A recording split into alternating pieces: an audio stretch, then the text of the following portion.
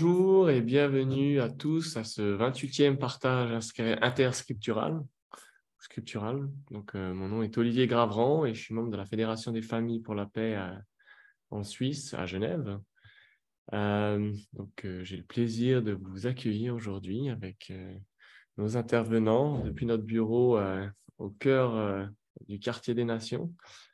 Et donc voilà, j'aurai le plaisir d'être votre modérateur aujourd'hui. Donc, depuis cette année 2023, le thème a été « Cultivons la paix au quotidien » et le thème d'aujourd'hui, ça a été « Heureux les affligés ».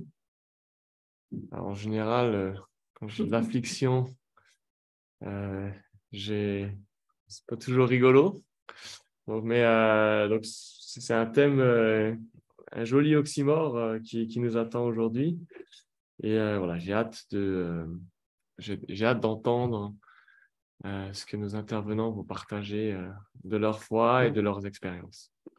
Notre programme est diffusé en direct sur Zoom, sur plusieurs pages Facebook. On est en direct aussi avec plusieurs villes de la francophonie. On est une communauté de francophones aujourd'hui, communauté d'affligés, mais d'heureux affligés. On va commencer donc à lire et commenter les textes sacrés sur notre thème.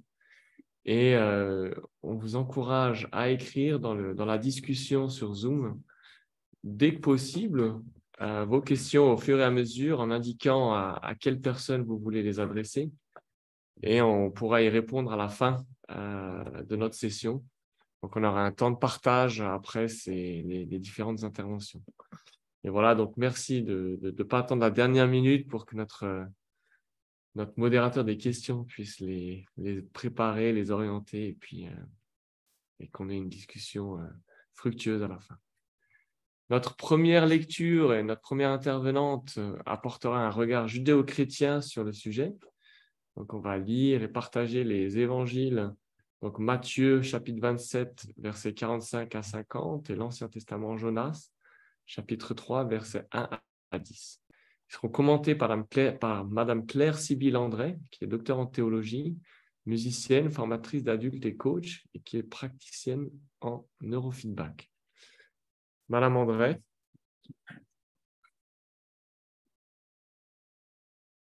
Merci beaucoup. C'est un honneur d'être là. C'est avec crainte et tremblement. Oui, je vais vous parler de ces deux textes. Nous allons d'abord commencer par un texte de Jonas, donc de l'Ancien Testament. Jonas est un livre un peu plutôt rigolo avec beaucoup d'humour. Et c'est quand même rigolo qu'il ait été choisi comme le texte pour l'affliction.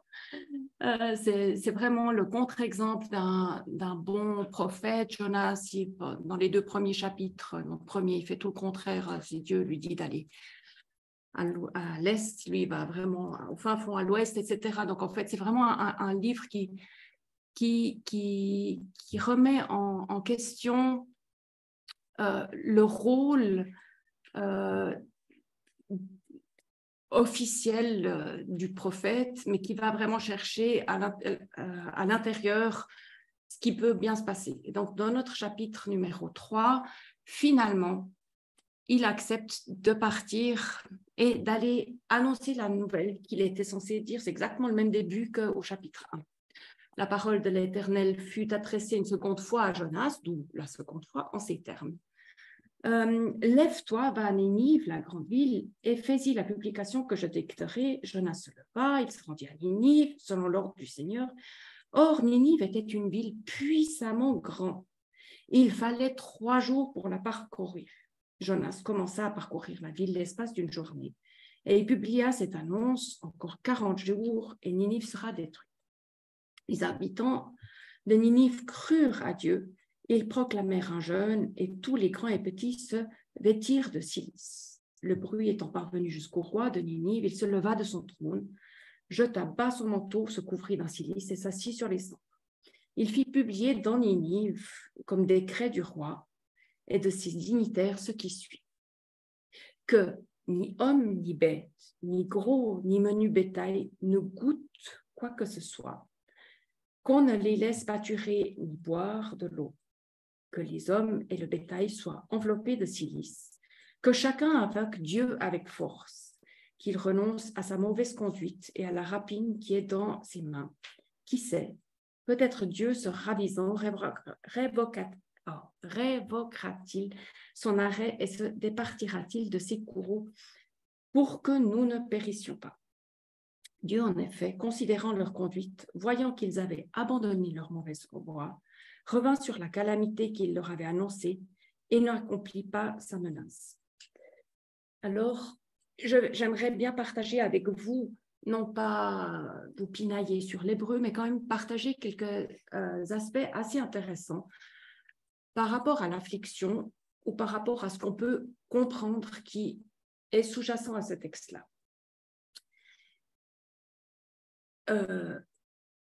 Ce qui est particulièrement intéressant, et je ne sais pas, je pense qu'avec mon collègue qui parle arabe, on va retrouver ces mêmes éléments, mais en hébreu, vous avez en fait souvent une racine qui va avoir des multiples sens et parfois qui ont l'air d'être contradictoires, et notamment celui de l'affliction.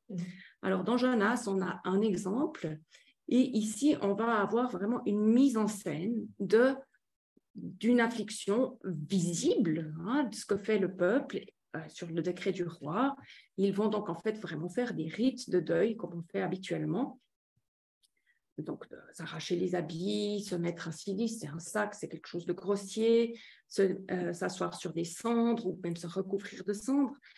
Et il y a aussi parfois le jeûne, et notamment ici, on a un jeûne très, très puissant, puisque ça concerne autant l'humain que les animaux, et ni boire, ni manger.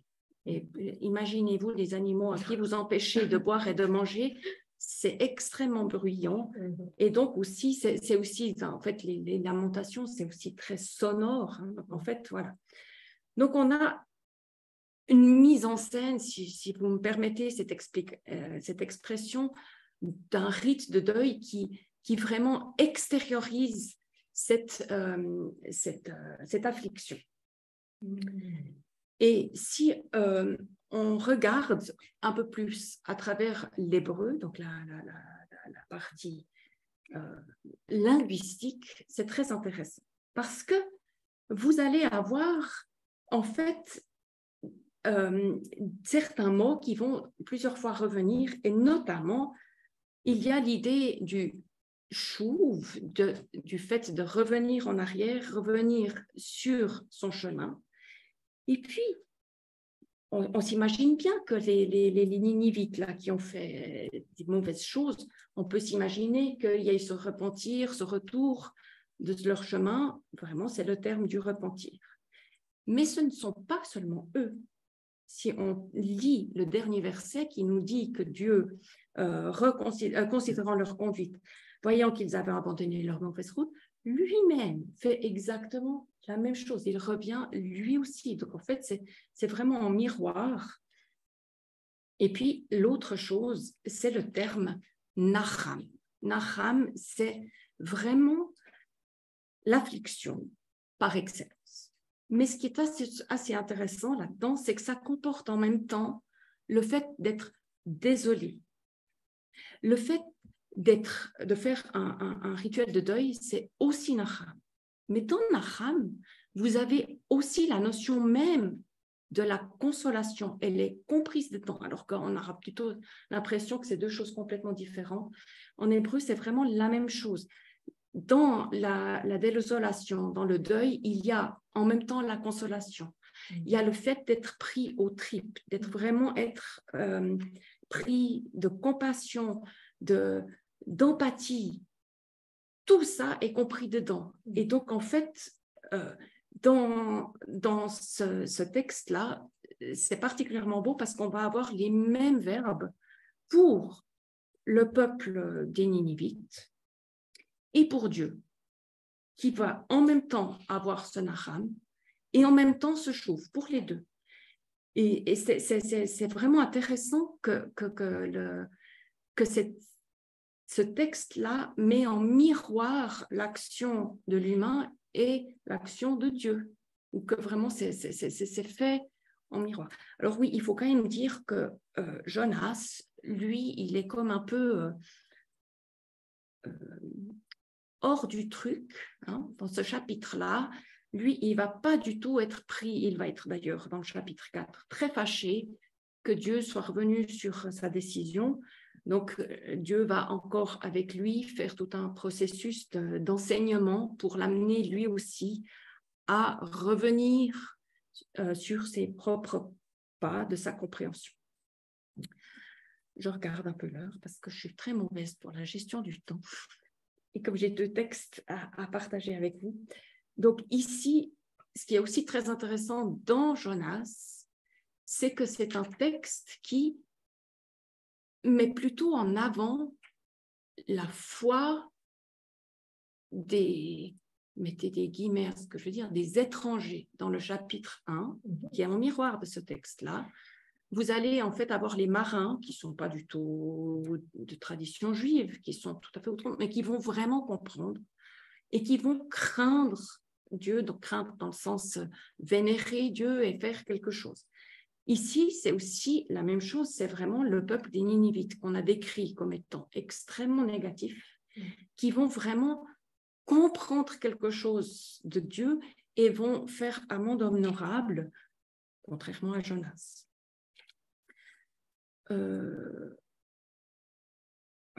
Donc, s'il y a un terme à se souvenir, c'est pour l'affliction, c'est bien ce Naham vous avez d'ailleurs le prénom Néhémie, hein, qui veut dire la consolation, hein, mais vous avez consolé, vous avez être affligé, être triste, être en deuil, c'est en lien avec le repentir, et le repentir est en lien avec le fait de revenir. Et en hébreu, vous avez presque toujours ces 2 verbes en parallèle. Dans ce texte-là, vous avez ça.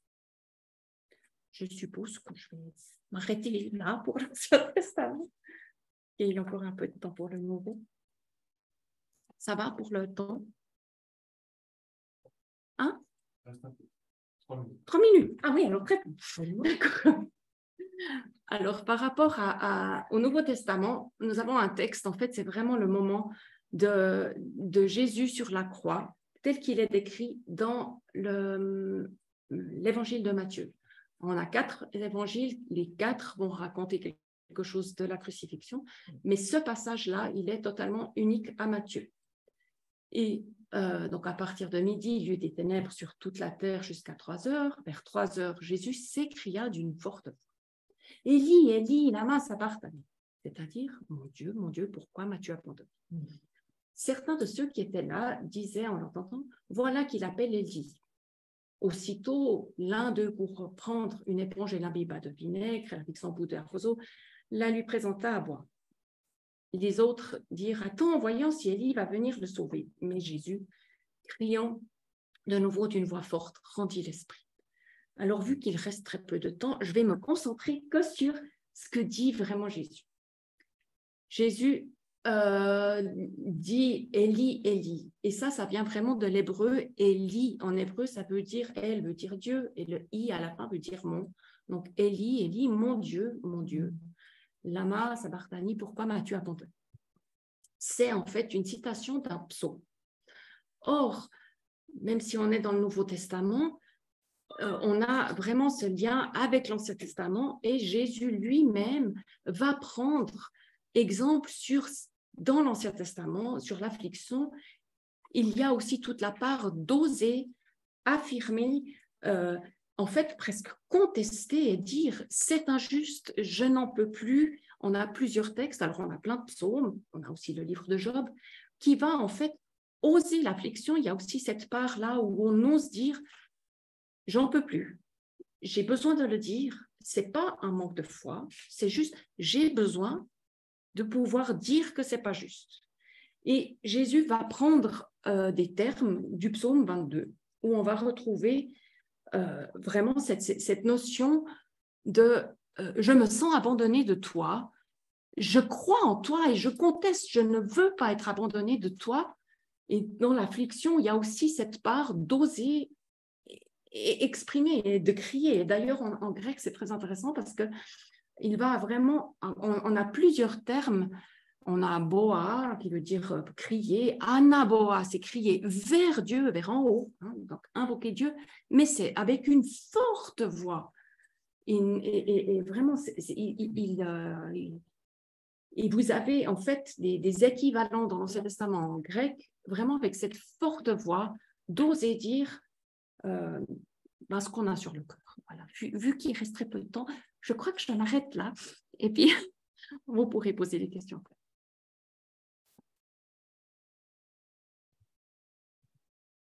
Merci beaucoup, Madame André. J'ai particulièrement apprécié les commentaires, votre connaissance de ces mots profonds en hébreu, en fait, qui donnent vraiment du relief, en fait, au texte, qui, en fait, est peut-être un peu plat dans nos... Enfin, en tout cas, en français, français moderne, il n'y a pas cette dimension plus profonde. Et c'est vrai que c'est vraiment un vrai plus. Merci beaucoup. Donc, si vous voulez aussi en savoir plus, vous pouvez retrouver Madame André sur son site qui est www.neuro-éducation-ch.org. Voilà. Merci beaucoup encore. Donc, n'oubliez pas d'écrire vos questions dans le chat et on aura, je pense, encore la chance d'entendre Madame André plus tard. Donc, la deuxième lecture des textes va apporter un regard musulman. Et donc, c'est les versets 155 à 157 de la sourate 2 au Baqara du Coran, qui sera lu et commenté par M. Hafid Wardiri, qui est cofondateur et directeur de la Fondation pour l'entreconnaissance à Genève et qui est un intervenant régulier de nos partages scripturaux. Merci beaucoup, M. Wardiri. La parole est à vous.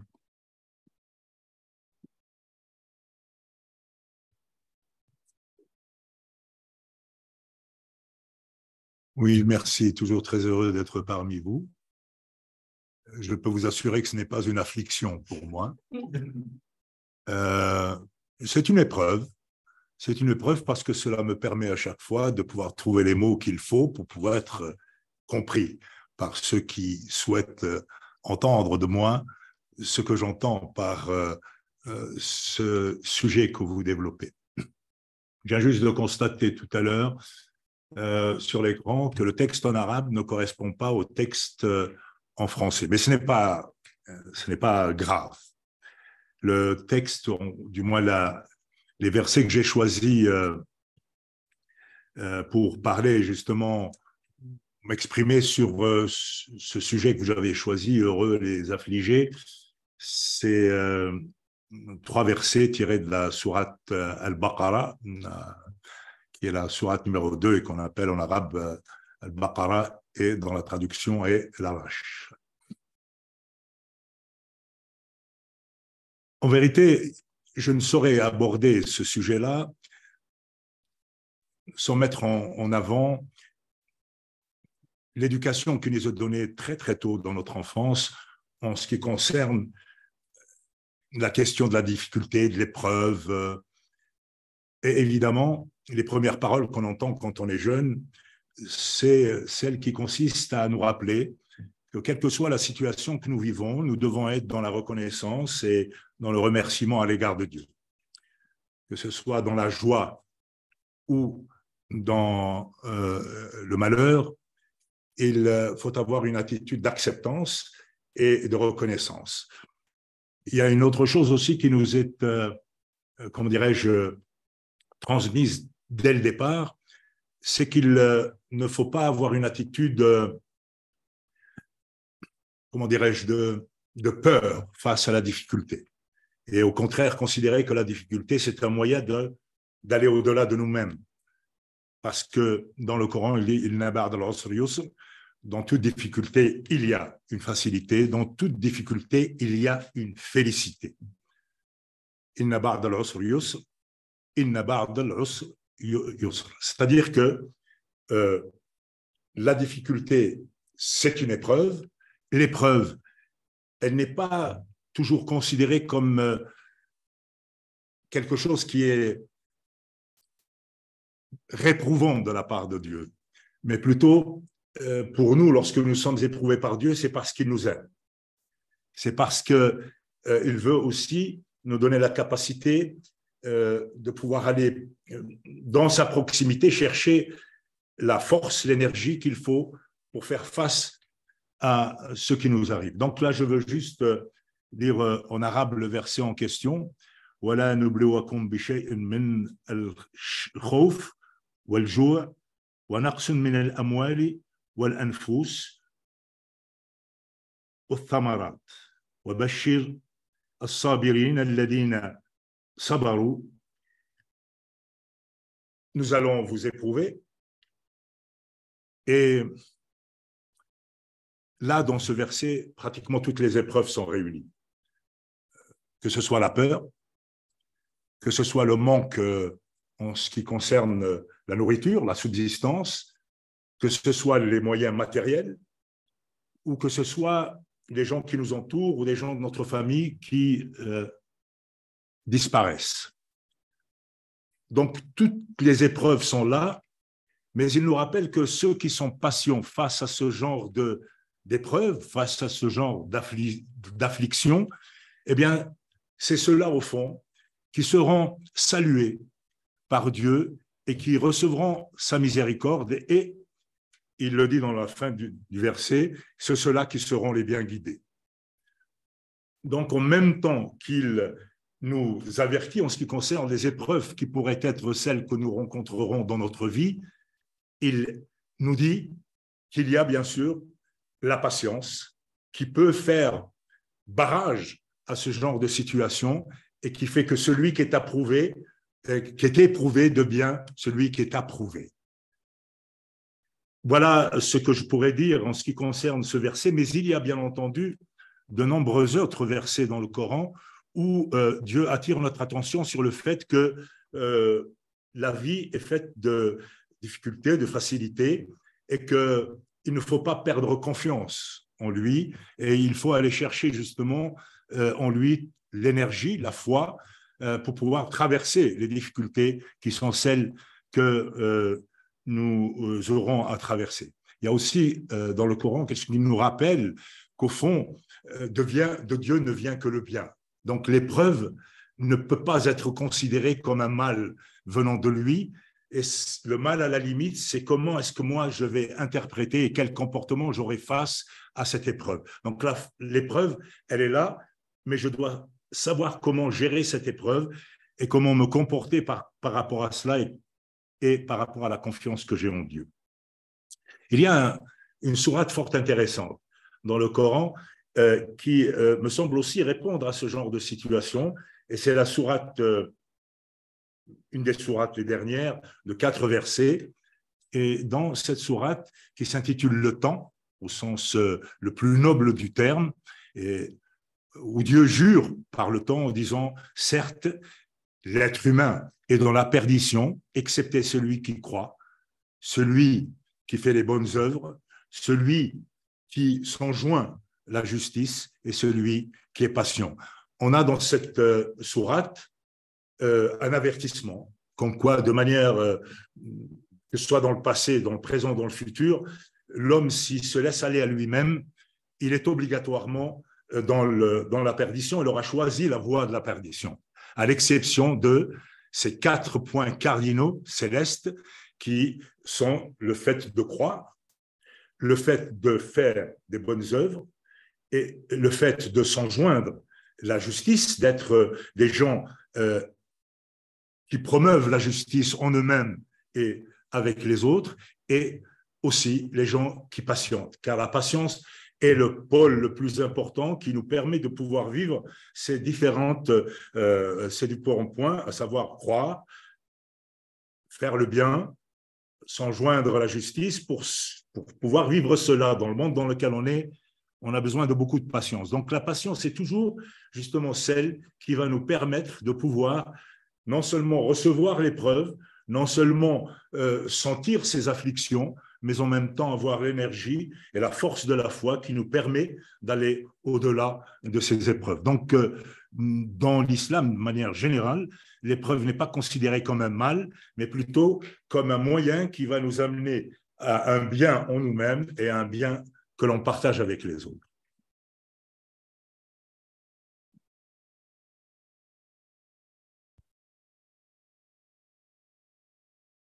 Merci beaucoup, Monsieur Wardiri.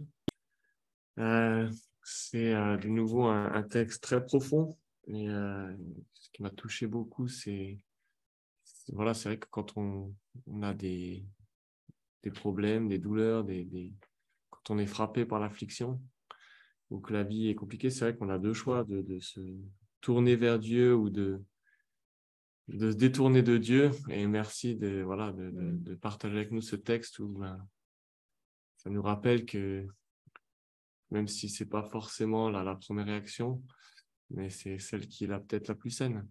Merci beaucoup. Donc, voilà, si vous voulez savoir plus, vous pouvez consulter le site de la Fondation sur www.fec-genève.ch. Et bien entendu, vous pouvez toujours poser vos questions à M. Wardiri dans le chat et puis on y répondra à la fin. On va avoir une petite pause musicale, un peu de douceur dans cette affliction. Et on va écouter Naélise, qui est une auteure, compositrice et interprète de double culture suisse et japonaise. Elle a grandi au Japon, elle est née au Japon, elle s'est envolée à Séoul. Et donc, elle a eu un parcours très intéressant en faisant de la gymnastique rythmique et enfin en découvrant la musique. Et elle a donc commencé à improviser, composer au piano et à l'écriture de chansons en français, en anglais, en japonais et en trouvant sa propre voix. Donc, enseignante de danse et de rythmique à mi-temps, maman à plein temps depuis 2017. Elle a encore des moments pour se consacrer à sa passion. Et donc, je vous invite à écouter attentivement son chant En fleurs, en pleurs.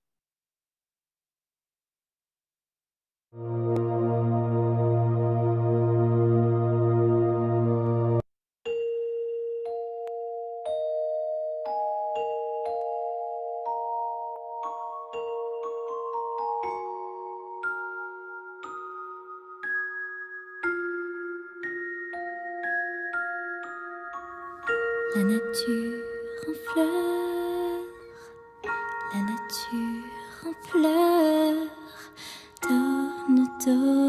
donne encore, et on prend comme des voleurs. Les étoiles brillent, le vaste infini, le monde semble resplendir.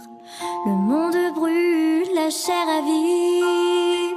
Plus on tue, plus on meurt. Les doux moments qu'on apprécie, le soleil, la lune en harmonie. Ça ne dure pas si on oublie. Plus on tue, plus on meurt. La nature, on en fait partie. Regarde, respire, c'est ta vie que tu démolis.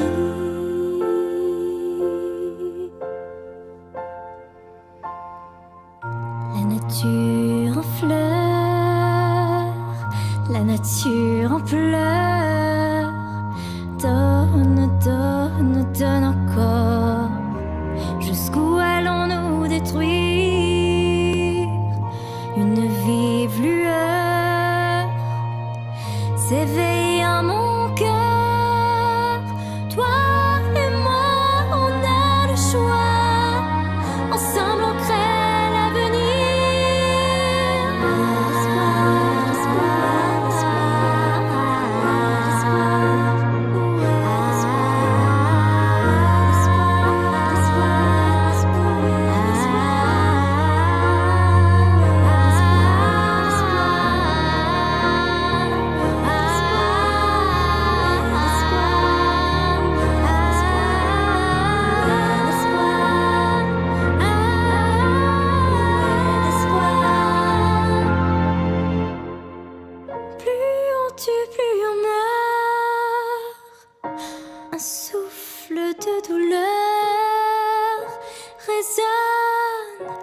résonne jusque dans nos cœurs. Plus on tue, plus on meurt. Assez d'erreurs. Apprendre à pardonner et donner sans peur. Apprendre à aimer et s'ouvrir comme une fleur.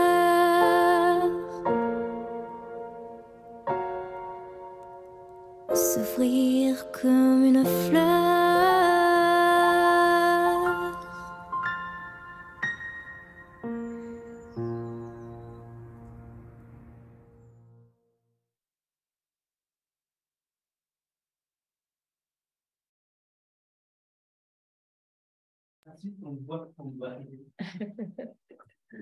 Donc, une jolie chanson très émouvante et qui va nous permettre aussi d'introduire notre dernière intervenante de cette soirée, Madame Chantal Komagata. Donc, cette troisième lecture de texte apportera un regard unificationniste à la question de l'affliction. C'est un poème qui a été écrit par Sun Myung-moon, le fondateur du mouvement d'unification, après sa rencontre avec Jésus la semaine de Pâques en 1935, alors qu'il avait 15 ans. Il va être lu et commenté par par Chantal Chetla Komagata, qui est secrétaire générale du PF Suisse et coordinatrice du PF Europe. Chantal.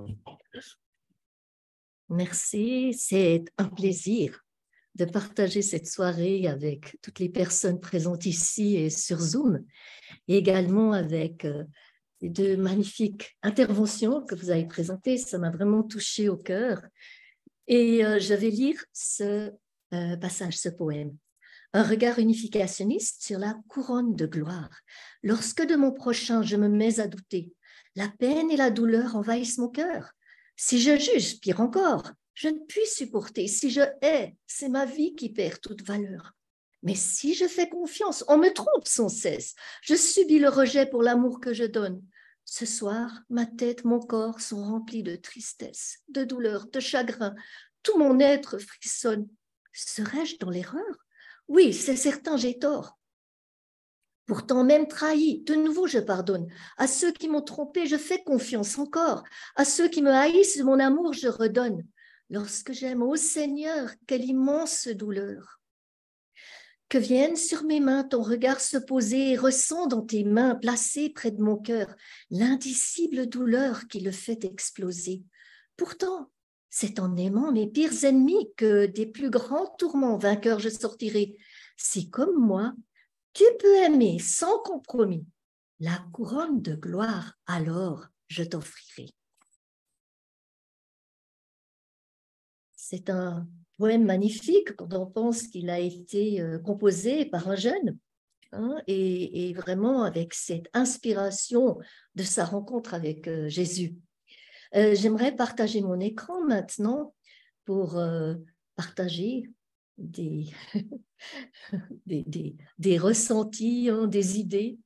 Et mon thème, c'est comment l'affliction nous rapproche-t-elle de Dieu? On a parlé de l'affliction comme étant vraiment quelque chose qui peut être en même temps de la joie, hein, qui peut nous apprendre. Et puis c'est exactement ce que je ressens dans ce poème et dans ce que je vais vous présenter par la suite.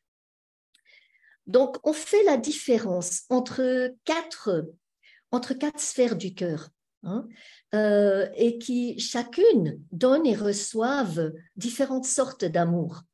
Et donc, la première sphère, c'est l'amour filial. La deuxième, la première sphère, c'est l'amour, le cœur filial, hein, la sphère du cœur filial. Et l'affliction qu'on ressent dans chaque sphère, on la ressent de manière différente. Cela dépend surtout du degré de maturité et de l'environnement dans lequel on vit. Donc, un enfant va ressentir l'affliction pour des choses physiques. Il va dire « j'ai faim, je suis fatigué », mais il ne va pas le dire comme ça, il va se mettre à pleurer. Et plus il va ressentir ce problème, plus il va crier fort. Et on ne va pas pouvoir être indifférent. C'était un petit peu comme les animaux là, qui n'ont rien à manger. Ça fait du bruit et on court pour voir aux besoins de l'enfant. J'ai eu 4 enfants et maintenant 6 petits-enfants. Et je vois à quel point on investit du temps et de l'énergie à les éduquer pour qu'ils apprennent à gérer leurs besoins et à se comporter de manière respectueuse avec les autres. Et parfois même les adultes, nous-mêmes, on se comporte encore comme des enfants. Or, l'amour fraternel qui jaillit du cœur fraternel sur la base du cœur filial, cet amour, c'est une prolongation de soi vers autrui. Et ressentir profondément que tout le monde est digne de respect et d'amour demande parfois beaucoup d'expériences interculturelles, interreligieuses. Est-ce qu'on ressent la même affliction par rapport aux personnes qui souffrent au Soudan ou bien en Ukraine actuellement ou dans d'autres pays du monde? Moi, j'ai rencontré le mouvement de l'unification en Australie et j'ai pour la première fois vraiment ressenti l'affliction par rapport à des peuples différents quand j'ai regardé le film de Gandhi. Et dans ce film, juste avant la pause, les soldats britanniques tuent des centaines de manifestants non armés. Et là, je me suis mise à pleurer de manière incontrôlable. Heureusement que c'était la pause, mais pendant toute la pause, j'ai rien pu faire d'autre que pleurer tellement je ressentais cette douleur de ces personnes. Et je me suis souvenue que j'avais un grand-oncle missionnaire en Inde. Il avait quitté son ministère de prêtre en Suisse pour passer les 45 dernières années de sa vie jusqu'en 81, où il est mort à 96 ans. 96 ans, et cette affliction, vraiment, je ressentais, mais c'est aussi ce genre de personne de l'esprit qui ressentait ça à travers moi. Et les larmes que je versais, elles étaient des larmes plus grandes que juste pour moi. Et puis, la 3e sphère des 4 sphères, c'est la sphère du cœur conjugal. Et oui, à ce sujet, mon mari est décédé il y a 3 ans et je me rends compte que c'est maintenant que je ressens de l'affliction et de la repentance pour des choses qui me reviennent à l'esprit, qu'à l'époque, je n'avais pas comprises, mais maintenant, je les vois. Oh, j'aurais pu me comporter différemment. J'aurais pu faire les choses mieux. Et donc, c'est aussi une occasion, justement, de restaurer quelque chose qui n'était pas OK. Donc, on a toute la vie devant soi et même plus pour faire ce travail. Et la 4e sphère du cœur, c'est la sphère du cœur parental. En tant que parent, on ressent de la tristesse lorsque nos enfants ne vont pas bien. On donnerait tout pour qu'ils s'en sortent et soient heureux. Est-ce que alors on pense aux autres parents du monde qui ressentent la même chose, aux autres enfants du monde qui passent par les mêmes défis? Et est-ce qu'on pense à ce que Dieu, le parent de toute l'humanité, ressent? Donc, l'affliction peut rester au niveau individuel. Moi, mes enfants, et le reste du monde m'est indifférent tant que ma famille va bien. Parfois, c'est l'attitude, disons, relativement normale. Donc, la Talmud nous indique qu'à moins de souffrir, les Israélites ne retournent pas à la droiture. Et je me dis, c'est ce qui nous arrive. Il nous faut quelque chose qui nous fasse changer de cap et qui nous fasse comprendre, je ne peux plus vivre juste pour moi-même et avec moi-même. Et donc, cette souffrance personnelle, ça ouvre une porte à ressentir la souffrance des autres, de voir que les autres aussi passent par là. Et c'est vraiment l'indifférence et l'égocentrisme qui sont les attitudes les plus néfastes et qui permettent aux guerres de continuer dans le monde. Et parfois, c'est parce qu'on ne veut pas ressentir la souffrance des autres ou s'investir pour eux parce que ça fait trop mal. Alors, on tourne la tête et on ignore les horreurs du monde. Mais si on ressent ce qui se passe et ce que les autres ressentent, alors on peut se souvenir dans notre propre vie, celle d'autres personnes qui ont passé par la même chose, en particulier Jésus. Alors, dans ce moment-là, on peut transcender l'affliction au niveau personnel et ressentir le chagrin que ces autres personnes ont ressenti. Maintenant, on peut s'investir pour une grande cause. Et quand on le fait, en général, on est rejeté, on est discriminé, on subit la projection de la nature des autres sur nous. Hein. Oh, ils le font pour être reconnus, pour le pouvoir, pour toutes sortes de motivations égocentriques. Et à ce moment-là, est-ce qu'on abandonne tout? Est-ce que même on abandonne la foi en Dieu? On dit, oh, de toute façon, ça ne sert à rien. Hein? Autant m'occuper de mon petit jardin, de ma petite famille. Et puis, de cette façon, je serai plus tranquille. Ou bien même sombrer dans la dépression. Hein? Beaucoup de gens sombrent dans la dépression parce qu'ils n'arrivent pas à avancer avec la souffrance et tout. Et j'aimerais bien lire 2 passages. Un de Jean. Si le monde vous déteste, sachez qu'il m'a détesté avant vous. Si vous étiez du monde, le monde aimerait les siens. Mais parce que vous n'êtes pas du monde, mais que je vous ai choisi hors du monde, c'est pourquoi le monde vous hait. Alors ça aide à continuer à œuvrer pour une cause plus grande. Et Sam Myung-moon a dit en 1961, vous devriez éprouver beaucoup de larmes. Les dessous de l'histoire révolutionnaire sont toujours remplis de sang et de larmes. C'est plein d'accusations, de persécutions, d'abus et de coups. C'est le chemin que moi, révérend Moon, j'ai également parcouru. Pourtant, peu importe combien de larmes vous versez, la tristesse de Dieu est des millions de fois plus grande que votre tristesse. La tristesse bidimensionnelle d'un être humain ne peut être comparée à la tristesse tridimensionnelle de Dieu. Pour contribuer à un monde de paix, chacun de nous doit s'investir pour un but plus élevé. En tant qu'individu qui met sa famille au service de sa communauté, on s'occupe d'autrui avant de s'occuper de ses propres enfants, des siens. On permet à sa communauté et à sa nation d'être au service du monde tout en acceptant les conséquences de ne pas être apprécié, de ne peut-être pas être réélu, hein, d'être critiqué. Et ça, c'est vraiment le seul moyen. Mais quand on fait ce cheminement, on se rend compte combien de fois et combien d'étapes d'affliction on traverse pour pouvoir aller d'un pas à l'autre. Et je vais vous donner un exemple. Hein. J'ai habité au Japon durant 6 ans avec mon mari japonais.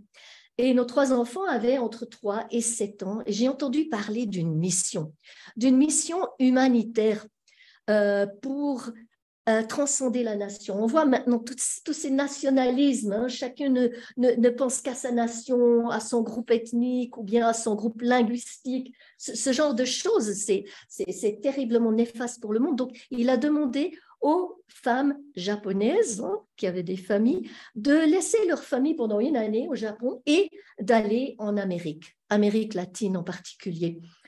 Et j'ai ressenti, avec mon mari, on a ressenti, oui, il faut absolument faire quelque chose. Le Japon est en train de sombrer. Hein.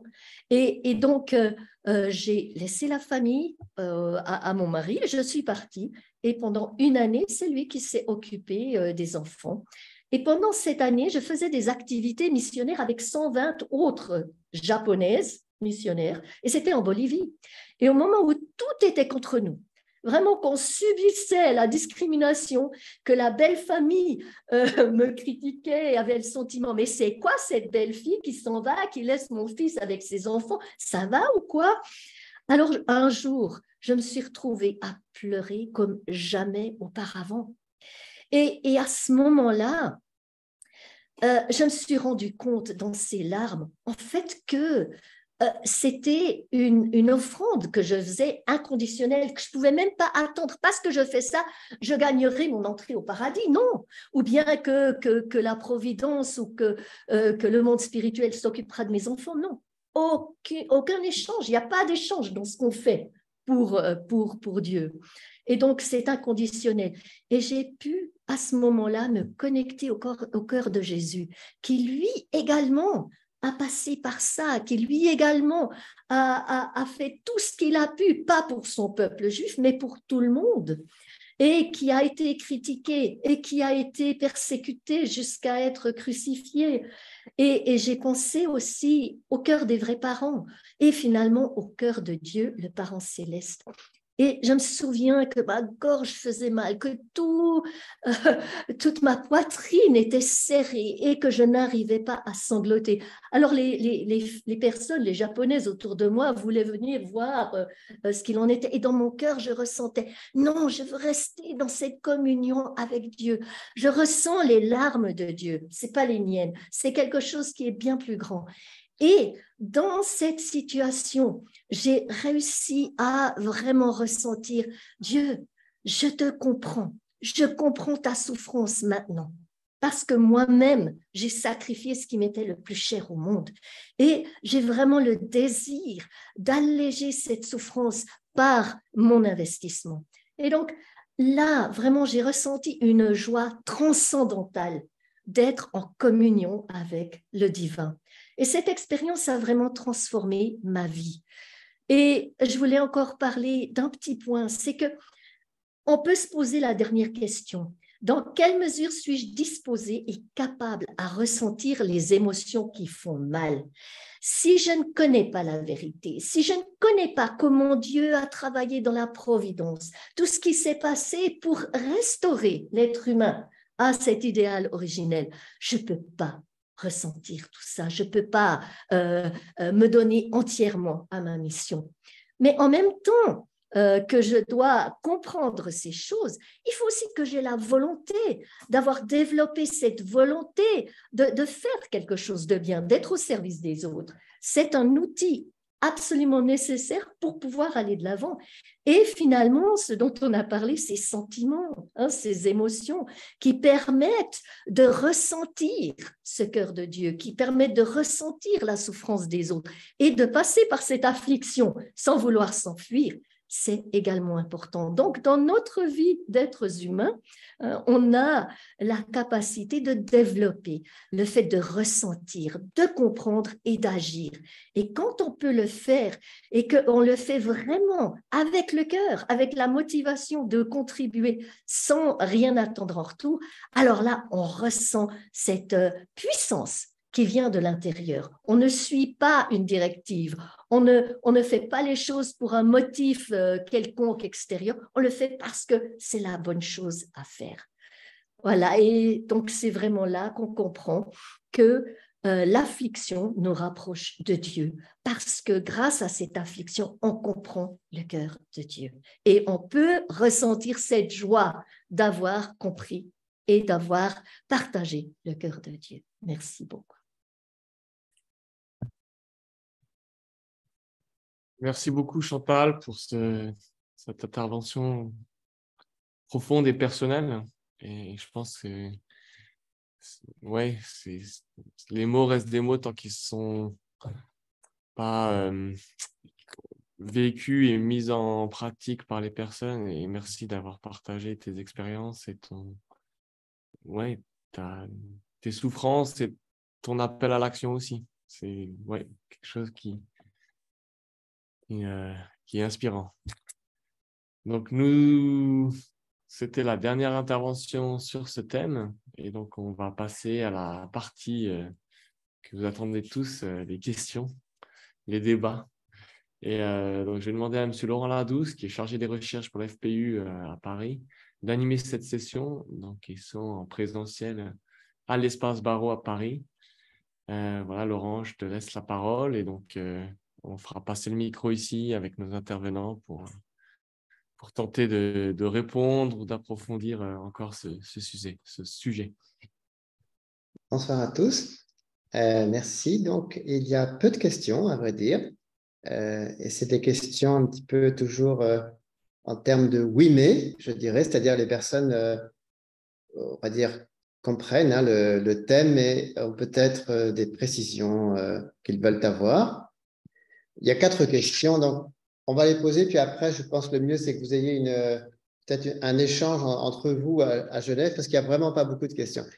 La première question s'adresse à Mme Claire Sibyl-André et elle émane de Michel Raoust.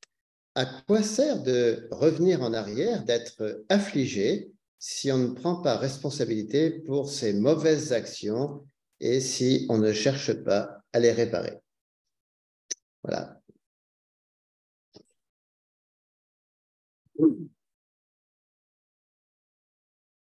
Alors, c'est vrai que j'ai parlé du terme chouv, revenir en arrière, mais ce revenir en arrière, c'est pas revenir en arrière et puis l'idée, c'est vraiment de revenir en arrière pour refaire mieux. C'est pas revenir en arrière et puis gommer ce qui s'est passé, mais c'est vraiment revenir en arrière pour pouvoir en faire une meilleure version, si j'ose dire ça. C'est pas du français ce que je veux dire, mais voilà, quelque chose, et de repartir avec toute l'expérience de ce mauvais chemin. Et comment est-ce qu'on va l'intégrer et alors, comme vous avez dit avec le terme de prendre sa responsabilité, quand on revient en arrière, c'est pour pouvoir aller au-delà de ce qui était faux, avec une sagesse de ce qu'on a pu pas bien faire et de pouvoir aller au-delà. J'espère avoir répondu à la question. Merci beaucoup. Alors, nous avons deux questions maintenant qui s'adressent à M. Wardiri. Alors, attendez. Oui. Donc, c'est Faiza qui est avec nous. En fait, elle s'interroge sur le mot arabe pour affliction. Alors, elle a mis en, voyez, je ne sais pas si vous voyez le caractère arabe, je serais incapable de prononcer. Et puis, une autre question qui va, je pense, un peu avec, c'est au fond de savoir, parce que le thème d'aujourd'hui, donc, c'est heureux les affligés. La question est posée par M. Claude Tournal. Bon, ça, c'est dans les béatitudes. Est-ce que ça a un sens pour les musulmans de cette expression heureux les affligés? Comment vous voyez ça? Alors, quel est le mot qui est employé en arabe? Et l'expression heureux les affligés a-t-elle un sens dans l'islam? Voilà, M. Wardiri, vous avez la parole. Merci pour ces deux bonnes questions. Là, je répondrai à la première en ce qui concerne le mot Mossab. Mossab, c'est l'éprouvé, c'est l'affligé. Et dans les versets que j'ai lus, il parle justement à ceux qui patientent face à l'affliction, face à l'épreuve. Le fait de patienter face à l'affliction, face à l'épreuve, fait de nous des êtres considérés honorables face à Dieu, face à la vie. C'est-à-dire que l'épreuve ne doit pas diminuer de nous, mais plus augmenter de nos capacités, de notre foi, de notre connaissance. Donc, Mossab, le mot Mossab, ça veut dire celui qui a été éprouvé, celui qui a été affligé. On utilise plus le terme d'éprouvé que d'affligé, quoique évidemment, certaines épreuves sont des afflictions. Bon, la deuxième question aussi qui est intéressante, heureux les affligés, je dirais heureux les éprouvés. Parce qu'il est clair que, comme je l'ai dit tout à l'heure, je l'espère, celui qui est éprouvé, c'est quelqu'un qui ressent de l'amour de Dieu à son égard. Parce que par l'épreuve, il va lui permettre de nouveau d'être dans un rapport qui soit un rapport anti-égoïste, enfin ouvert d'abord à l'épreuve. Et étant ouvert à l'épreuve, il est capable de comprendre l'épreuve des autres et d'aller à leur secours, d'aller à leur aide. Donc l'épreuve, peut nous rendre heureux. Le but de Dieu, c'est de faire de nous des êtres plus proches de lui, d'être dans la proximité avec lui, avec nous-mêmes et avec nos semblables.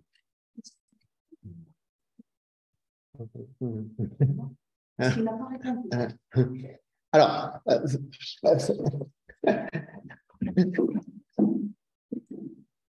justement, ma question était justement la traduction du mot affliction. Donc, vous n'avez pas répondu à ma question. Juste le mot, s'il vous plaît. Le mot Mossab. Non, pas Mossab. Affliction. Le mot, la traduction du mot, parce que je ne retrouve pas la traduction dans Larousse ou sur Google. Je ne trouve pas la traduction exacte. Excusez-moi, pour ne pas qu'on soit dans la confusion. De quel mot s'agit-il? Parce que celui que j'ai vu. Comment? La traduction de affliction en arabe, s'il vous plaît. Affliction, al-musiba. En arabe, affliction, musiba, al-musiba. Oui, c'est pareil.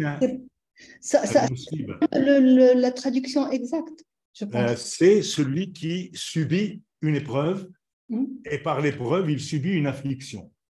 Et dans le verset, il est bien dit Alladina sabaru ida massathum musibatun wa qalu inna lillahi wa inna ilayhi raji'un. C'est la fameuse formule qu'on s'adresse mutuellement quand quelqu'un de la famille ou quelqu'un de proche disparaît. Les seules paroles que l'on adresse à celui qui est en face de nous, on dit inna lillahi wa inna ilayhi raji'un. Nous sommes à Dieu et c'est vers lui que nous retournons. Je donne la parole. Je vais vous présenter. Alors, c'est l'occasion de présenter maintenant Madame Labidi, ancienne ministre tunisienne. Oui, voilà. Est-ce que ça va? Voilà, elle va préciser. On va la faire venir. Asseyez-vous. Oui, je vous salue et je vous remercie pour tout ce que vous avez dit. C'est très chaleureux et ça va droit au cœur. Et en tant que réviseur en traduction, il me semble que le mot mahna, min al-imtihan, est le mot le plus approprié pour justement parler d'affection. Tous ces mots-là peuvent être des synonymes de l'affliction. Al-Mehna, c'est une manière de, comment dirais-je, de traverser des situations difficiles. Ana fi mahna. Quand je dis le mot ana fi mahna, quand j'exprime cette expression, je dis je suis dans la difficulté. Mais l'imtihan, oui, un examen. Je suis dans l'épreuve aussi est un mot qui exprime l'examen. Oui. Donc ces mots-là, au fond, sont tous ensemble pour dire combien l'affliction est affligeante et combien l'épreuve nous met en fait en épreuve avec nous-mêmes et nous met en relation d'approbation et fait qu'elle nous aide à faire qu'en sorte notre relation à Dieu, à nous-mêmes et aux autres est une relation équilibrée, juste.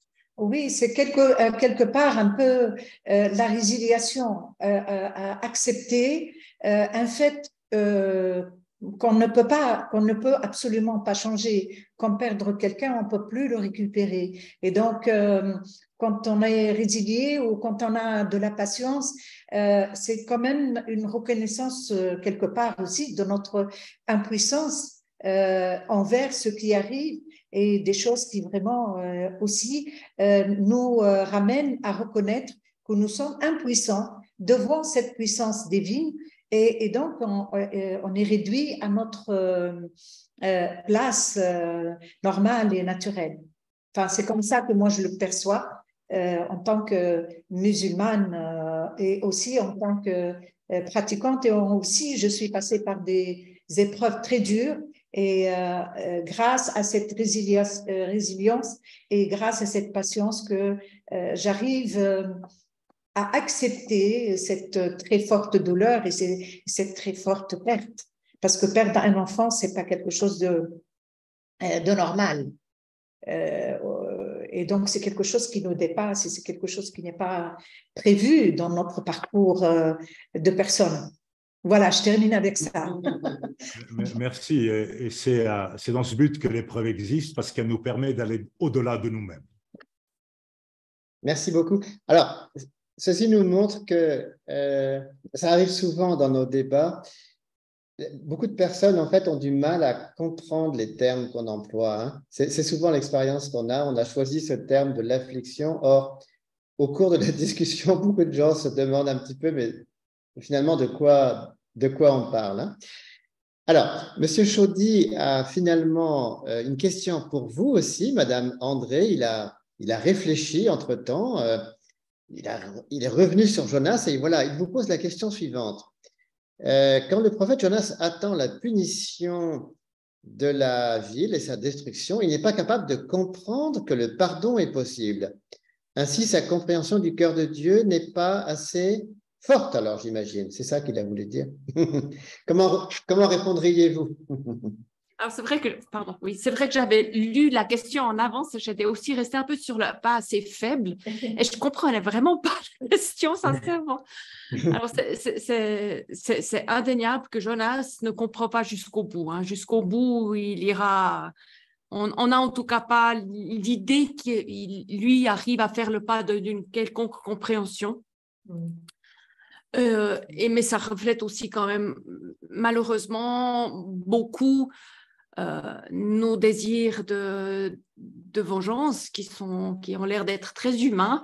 Et Jonas, c'est vraiment l'exemple de ça. En fait, c'est difficile, en fait, de pas avoir ce besoin de vengeance, justement, quand quelque chose va mal pour nous et pour Jonas, que Dieu annonce quelque chose de mauvais pour ceux qui font du mal et qu'après, ils reviennent sur ça, pour lui, c'est insupportable. Et vraiment, il le dit d'ailleurs à Dieu, et je savais que de toute façon, tu serais trop bon. Et voilà. Donc, en fait, il le sait, mais il ne veut pas le savoir. Mais j'ai toujours pas très si la compréhension du cœur de Dieu n'est pas assez forte. Oui, alors je comprends. À mon avis, si je comprends votre question, c'est oui, Jonas n'arrive absolument pas à happer ce que pourrait être le sentiment de Dieu pour son humanité, si je dire ça comme ça. J'espère avoir répondu. Oui, merci d'avoir apporté cette précision. Alors, il y a eu un intermède musical à un moment donné, et justement, M. Bernard Plane a sans doute beaucoup aimé cette chanson. On sait que Bernard Plane est un mélomane, et donc, lui, il veut savoir s'il y a un lien YouTube pour écouter la chanson. Alors, quelle est la réponse? En fait, si vous allez sur Naelise Komagata, Komagata, vous trouverez d'autres chansons de Naelise sur YouTube. Voilà. D'accord. Ah, alors, attendez, il y a aussi une question. Alors, il y a quelqu'un qui vient poser une question, là, et puis il y en a une qui s'adresse à tout le monde. Bon, ici, on a fait un petit peu, on va dire, un éloge de la lamentation. Il est bien de se lamenter. Mais le thème de cette année, c'est bâtir la paix au quotidien. D'où la question qui est posée à chacun d'entre vous. Savoir se lamenter, c'est bien, mais qu'est-ce que ça peut apporter à la paix?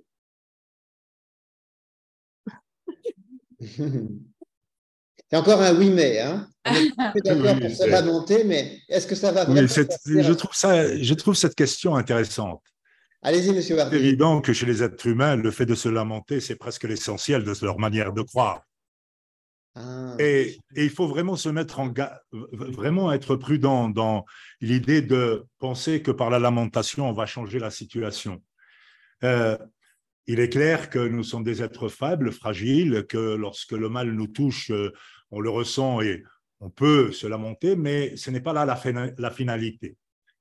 La paix a besoin que l'on sorte de cette impuissance complice qui, au fond, n'aide pas à ce que la paix puisse exister et qui empêche ce qui est juste d'être partagé entre les êtres humains. Donc, la lamentation, c'est bien, mais il faut la dépasser. Et il faut être capable de construire des relations d'abord de justesse avec soi-même et de justice avec les autres, en étant clair que s'il y a quelque chose qui peut aider à la paix, c'est ce qui est juste. Merci beaucoup pour cette précision. Comme on n'a pas eu l'occasion encore d'interroger Chantal Komagata, on va lui demander de donner sa réponse. Alors Chantal, l'affliction, c'est bon pour la paix ou pas? Donc, on parle ici de lamentation. Hein? Oui. Donc, oui. Je vois lamentation et affliction comme deux choses très différentes. Hein? Mais quand je pense à lamentation, c'est plutôt du ressort de quelqu'un qui n'a pas encore réussi à surmonter son état de victime. Hein? Et puis, dans ce cas-là, cette personne a besoin de pouvoir partager ce qui se passe dans son cœur.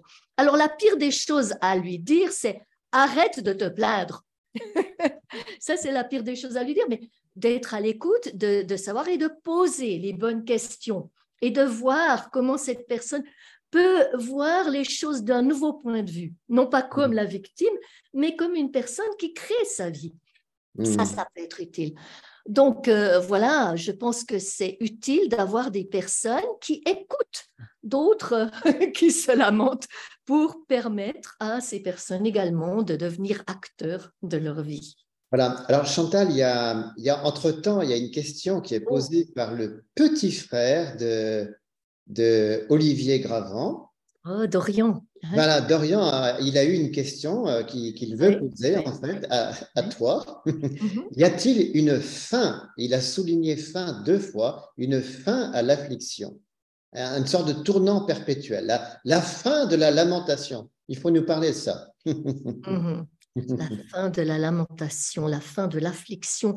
Je pense que, en fait, tant que le monde ne sera pas dans un état d'avoir surmonté tous ces défis à cause de l'égocentrisme, de l'égoïsme, de l'avidité, tout ce genre de choses qui causent les guerres, l'affliction va continuer. Parce que étant des êtres qui ressentons, on ressent les émotions des autres, on ressent, surtout maintenant avec les médias, on est tout le temps au courant de tout ce qui se passe dans le monde et de pouvoir y être indifférent, c'est impossible. Donc, soit on tourne la tête et on n'a plus d'affliction et on ne pense qu'à soi et puis on vit sa petite vie tranquille, tant qu'elle peut l'être, sans avoir des problèmes de conscience. Mais si on ne fait pas ça, je pense qu'on va continuer à être affligé pour les autres, les uns pour les autres, et à avoir ce désir de contribuer à une amélioration. Merci beaucoup, Chantal. Alors, Monsieur Plan, qui avait posé la question sur la musique, il a une autre question soudain qu'il veut poser. Alors, il n'a pas demandé à qui, mais je voudrais peut-être la poser à Madame André, parce que lui, il s'intéresse aussi à l'affliction de la nature. Tout à l'heure, d'ailleurs, vous avez parlé des animaux, Madame André. Et alors, voilà la question de Monsieur Plan. Pourrais-je intervenir concernant l'affliction de la nature maltraitée? Peut-être fait-il allusion à ce passage où Paul dit que la création elle-même gémit dans l'attente de la révélation des... Qu'est-ce que l'on peut dire justement de l'affliction peut-être des créatures autres que l'être humain?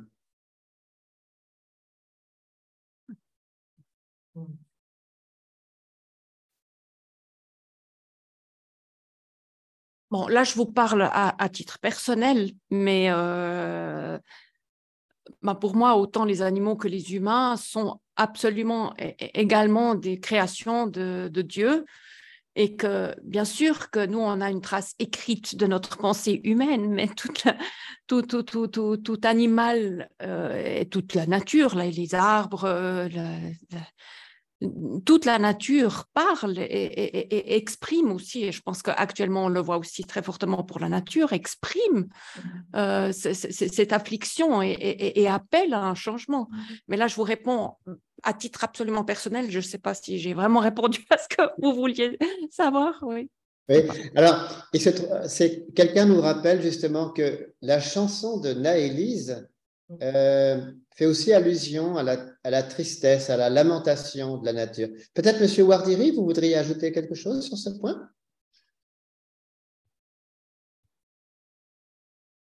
Tout dans la création est vivant.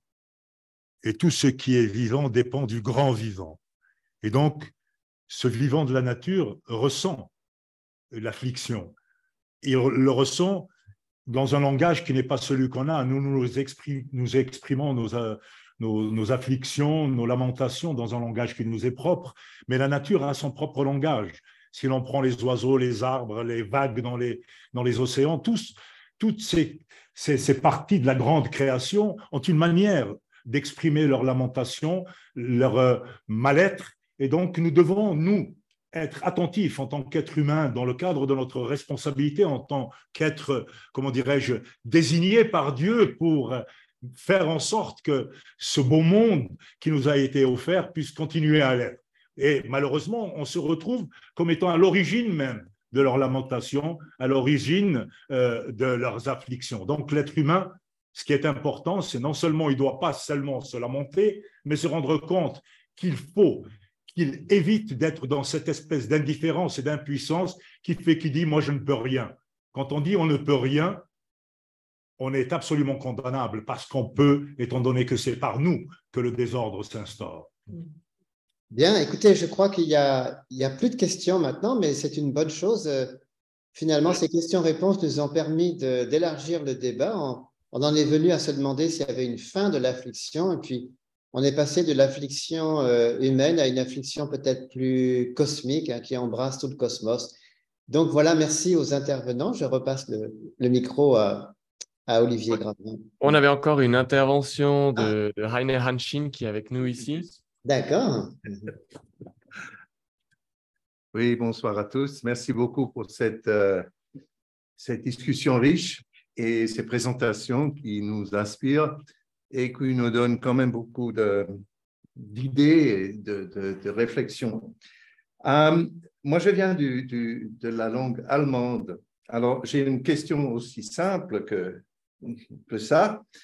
En allemand, affliction, c'est traduit par das Leiden, donc la souffrance pour un populaire comme moi, ou bien die Not, c'est aussi une sorte, je ne sais pas comment dire. Oui.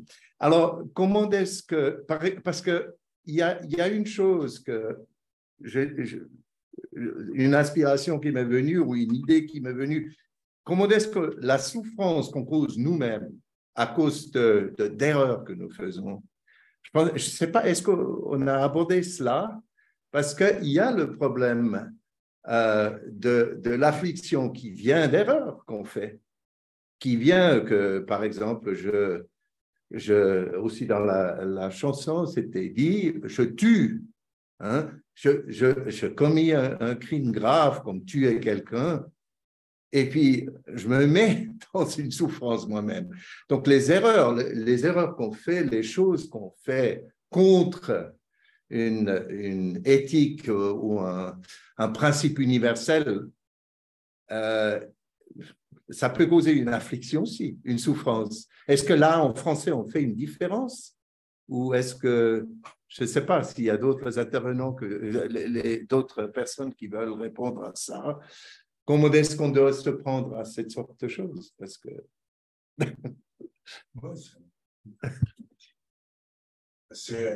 En effet, c'est une question intéressante.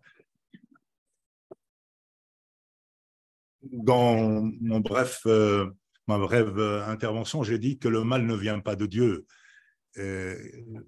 On ne peut recevoir de Dieu que du bien.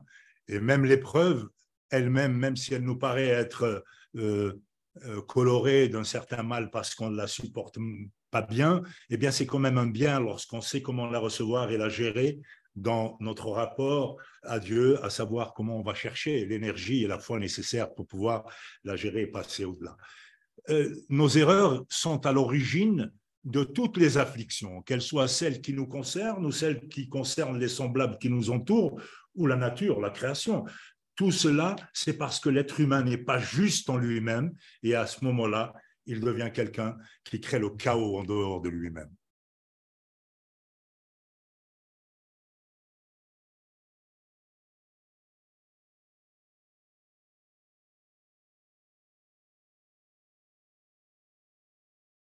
Voilà, je repasse le micro à Olivier. Hein, voilà.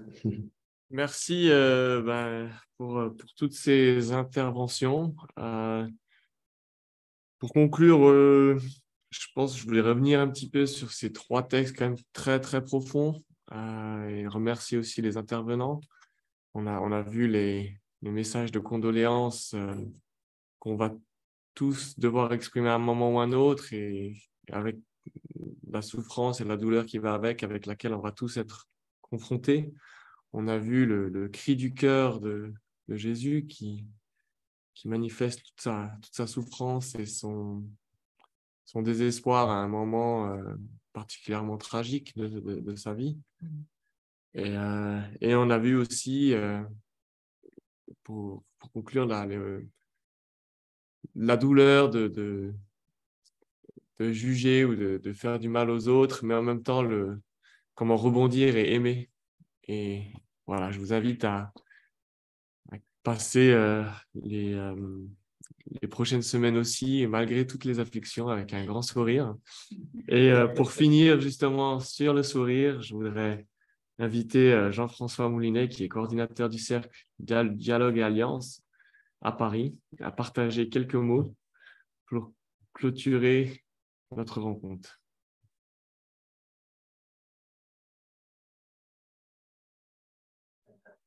Vous m'entendez? Vous entendez? Oui. Donc, je veux d'abord remercier beaucoup tous nos amis de Genève.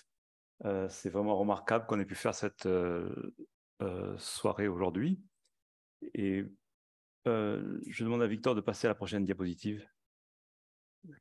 C'est Victor qui contrôle, non? Oui. Alors, en tout cas, je veux remercier tous ceux qui participent. Aujourd'hui, on a eu des inscriptions de 20 pays.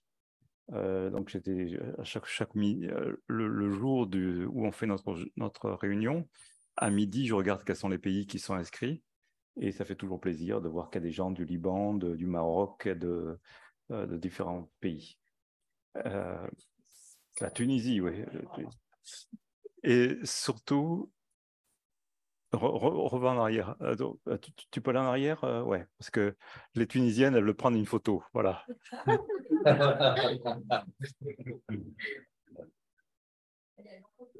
Le Maroc aussi, ouais. Ouais. Bah, il y avait une fois, j'avais oublié de marquer l'Algérie, je crois. Et il y avait quelqu'un d'Algérie qui m'a envoyé un mot en me disant non, mais parce qu'aujourd'hui, il n'y a personne. Il n'y a personne aujourd'hui. Ouais. Ouais. Ah oui, non, mais ça, c'est par Zoom. Ça, c'est par Zoom. C'est ceux qui sont inscrits avant midi. Donc, si vous voulez être... Oui, mais tu marqué France. Ouais. Passe l'autre diapositive, Victor, s'il te plaît. Donc, je veux vraiment remercier nos intervenants. Madame Audrey, alors je dois vous dire que pour déterminer le thème, ça n'a pas été facile, justement. Ce problème de traduction entre affliction, lamentation, je dis, mais si on met... parce que comme on prend pour toute l'année, on prend cultivons les habitudes qui favorisent la paix. Je me suis dit, bon, si on dit cultivons l'affliction, c'est pas facile, quoi. C'est pas cultivons la lamentation, c'est pas facile. Donc c'est pour ça que j'ai préféré prendre au moins les paroles de Jésus, heureux les affligés, parce que je me suis dit, bon, c'est affligé, mais il y a quand même heureux, ça compense un petit peu, quoi. Donc dans les paroles de Madame Audrey, j'ai été très heureux qu'elle parle de Jonas, parce que c'est un prophète pour qui j'ai beaucoup de sympathie. Parce que souvent, je me sens comme lui. Quand on reçoit des directives de Dieu, ben, parfois, moi, j'y vais, mais ouais, en pensant que ça ne va pas marcher, quoi. Hein. Et donc, Jonas, pour moi, c'est un de mes prophètes préférés. Donc, merci beaucoup, Madame André, de nous avoir rappelé ça. Et puis aussi toutes les paroles sur le repentir, qui veut dire revenir, etc. Monsieur Wardiri, je retiens une de vos phrases, heureux les éprouver. Vous avez parlé aussi donc de 4 points, de croire, faire de bonnes œuvres, promouvoir la justice, avoir beaucoup de patience. Donc ça, pour moi, c'est un bon but pour la semaine prochaine. Je dois travailler beaucoup. Et Madame Komagata, c'était vraiment très très bien aussi de nous expliquer comment l'affliction nous rapproche de Dieu et de parler de la tristesse tridimensionnelle de Dieu. Et surtout, j'ai été touché par les expériences vécues par Chantal, son passement lorsqu'elle était en Bolivie. Donc, je vais retenir quand même peut-être je vais retenir seulement une phrase de M. Wardiri, c'est « heureux les éprouver ». Si cette semaine, ça ne va pas trop bien, je vais dire « je suis heureux, je suis éprouvé ». Voilà, peut-être la prochaine diapositive, si on peut voir. Alors, on va vous envoyer par email à tous ceux qui se sont inscrits quelques conseils pour, alors, je n'ose pas dire cultiver l'affliction, mais cultiver cette attitude. Pour moi, l'affliction, c'est de réaliser l'espace ou la différence qui existe entre l'idéal et notre situation à nous. Et donc, je pense que quand on réalise où on devrait être, où le monde devrait être, et la situation actuelle, là, je pense que vraiment, on doit être affligé. On peut être affligé. Donc, j'ai mis trois habitudes, trois choses. La première chose, c'est d'être, au moins accepter que tout ne va pas bien. Réaliser que tout ne va pas. Bon, ça, c'est le premier point. Le deuxième point, c'est comment est-ce qu'on réagit lorsqu'on regarde la télévision, les nouvelles chaque jour. Comment je réagis lorsque je vois, je sais pas, ce qui se passe au Canada où il y a des gens qui perdent leur maison dans les incendies. Bon, je sais qu'il ne faut pas passer sa journée à pleurer, mais il faut quand même avoir de la compassion, je pense, avoir une certaine ressentir les choses profondément. Et puis, le troisième point, c'est que parfois, lorsqu'on est avec quelqu'un qui est éprouvé, peut-être que la meilleure chose à faire, c'est au moins d'être là, de s'asseoir avec cette personne et de l'écouter, quoi, en fait. Mais ça, sous ça, on vous l'enverra. Prochaine diapositive. Alors, pendant le mois de... une des personnes qui profite le plus de toutes réunions que nous faisons, en fin de compte, c'est moi-même, parce que je dois réfléchir d'abord. Alors, quand je réfléchissais sur le thème de l'affliction ou de la prière, pendant l'été, j'ai fait une recherche. Vous pouvez faire une recherche sur Google. Vous faites une recherche type de prière et vous trouverez qu'il y a un grand type de prière. Alors ça, souvent, c'est les types de prières chrétiennes, mais je pense que pour les musulmans, c'est la même chose, ou pour d'autres religions, c'est la même chose. Alors, un des points dans le christianisme, ils font une différence entre la prière communautaire et la prière individuelle, personnelle. Bon, ça, c'est un premier point. Alors, j'ai vu le pape François, parce que lui, il a lancé récemment des prières toutes courtes. Parce que sans doute, il veut stimuler tout le monde à prier, donc il a fait une prière de 9 mots. Et lorsque vous êtes à l'arrêt de bus, par exemple, que vous attendez votre bus, vous pouvez toujours dire « Seigneur, je te remercie et je t'offre cette journée ». Ou juste le début de la journée, lancez ça. Je me suis dit « Tiens, ça c'est intéressant ». Bon, il y a plusieurs prières.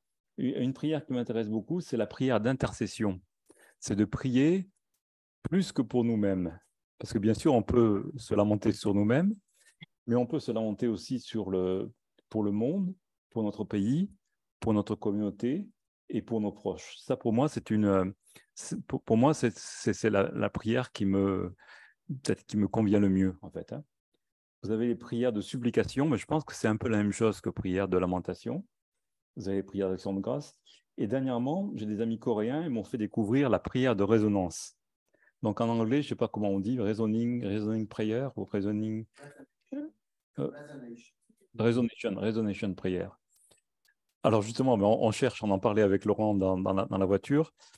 En Corée, ils font actuellement de grands rassemblements. Vendredi dernier, on était par Zoom. Donc ils font des veillées de prière de 3 heures tous les soirs, de 22 heures jusqu'à 1 heure du matin. Et ils prient d'une manière très très forte. Ça, c'est la manière peut-être coréenne, c'est très masculin. C'est qu'ils crient. Justement, quelqu'un parlait tout à l'heure, je pense que c'était Madame Audrey, qui parlait de crier, très bruyant. Et donc, pour nous, on a un peu de mal comme ça avec la manière coréenne de prier. Mais la manière coréenne de prier, c'est de hurler, quoi. C'est de crier à Dieu, de crier pour appeler, en fin de compte. Donc, on dit résonance, on pense que c'est peut-être pour casser le mur entre nous et le ciel, en fait, pour attirer, réveiller le ciel et que le ciel vienne nous aider. Enfin bon, j'ai assisté à la 840e vendredi dernier par Zoom. Et bon, c'est impressionnant, quoi. Hein. Donc, il faut peut-être que j'apprenne plus comment prier comme un vrai homme coréen. Mais ça viendra. Tu utilises des tambours aussi. Oui, j'utilise des tambours, ça fait beaucoup de bruit. Ouais. Ouais. Mais je pense que ça vient peut-être du bouddhisme ou ouais, okay. Ça réveille tout le monde, quoi. Hein. Enfin, voilà. Tu peux passer la diapositive suivante, Victor? Oui. Donc, toujours, je vous invite à regarder notre site textesacrédumonde.fr, donc dans lequel vous pouvez trouver 160 thèmes. Et vous pouvez nous contacter aussi pour nous dire ce que vous pensez, comment vous pensez qu'on peut améliorer nos réunions. On est en train de traduire le tome 2. Et sur la prochaine diapositive, je veux vraiment féliciter ceux qui commencent à bien utiliser ce livre. Donc, l'exemple, c'est la Suisse, en fait. La Suisse, ils forment tous les lundis, pratiquement tous les lundis soirs, à partir de 18h30, ils font un échange. Alors, eux, ils appellent ça scripturaire, au lieu de scriptural pour nous. Mais en tout cas, ils sont vraiment fidèles. Tous les lundis, ils font cela. En bas à droite, vous verrez aussi, ils organisent, je pense, une fois par mois ou régulièrement. Ils font des formations pour les ambassadeurs de paix. Bravo les Suisses. Aussi, donc en haut à gauche, vous avez nos amis du nord de la France, des Hauts-de-France, qui organisent régulièrement des petits déjeuners partage. Je pense que ce matin, ils avaient un petit déjeuner partage sur l'empathie, je pense. Et ce qui fait plaisir aussi, c'est en bas à gauche, à Lyon, ils ont commencé maintenant à faire des réunions tous les mercredis à la Part-Dieu. Je sais pas, vous connaissez la Part-Dieu, c'est la grande gare, donc le centre commercial, ouais, de la Part-Dieu. Donc il y a un centre interreligieux qui s'appelle Main ouverte. Et là, ils ont commencé à étudier le livre, donc Texte sacré du monde, ensemble. Ça fait plaisir, quoi. Tu peux avancer. Voilà. Donc la prochaine fois, vous savez, donc on étudie plusieurs habitudes. La prochaine fois, au mois de donc le 17 septembre, on va étudier l'habitude la plus difficile. C'est celle de pardonner. Et on aura des orateurs et oratrices très remarquables. Et donc, il se trouve que donc on fait le 17 septembre parce que le 18 septembre, c'est la journée internationale du pardon. Donc, c'est pour ça qu'on dit on va faire tout. Parce que le mois de septembre, il y a beaucoup de fêtes. Donc, il y a le 18, c'est la fête, la journée internationale du pardon. Le 21, c'est la journée internationale pour la paix. Donc, on va essayer un peu de tout combiner. Et on voudrait faire quelque chose d'un petit peu particulier. Donc là, on peut dire vraiment cultivons le pardon. Là, ça passe, ça va. Cultivons le pardon. Mais comment on peut pardonner on va réfléchir à ça. Prochaine diapositive. Voilà. Bah, écoutez, merci beaucoup d'avoir participé à ce partage.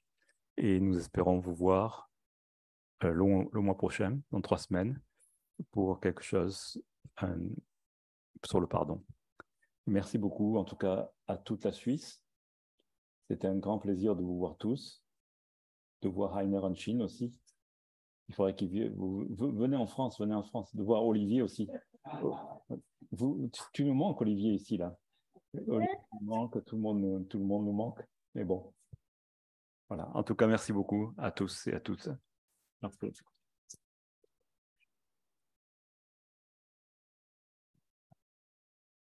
J'ai fait une photo quand tout le monde applaudit pour la photo. Est-ce qu'on peut mettre tout le monde, toutes les petites photos? Voilà, on peut voir Jean-Paul Chaudy, Bernard Plane, Monsieur Filhausen aussi, de Besançon.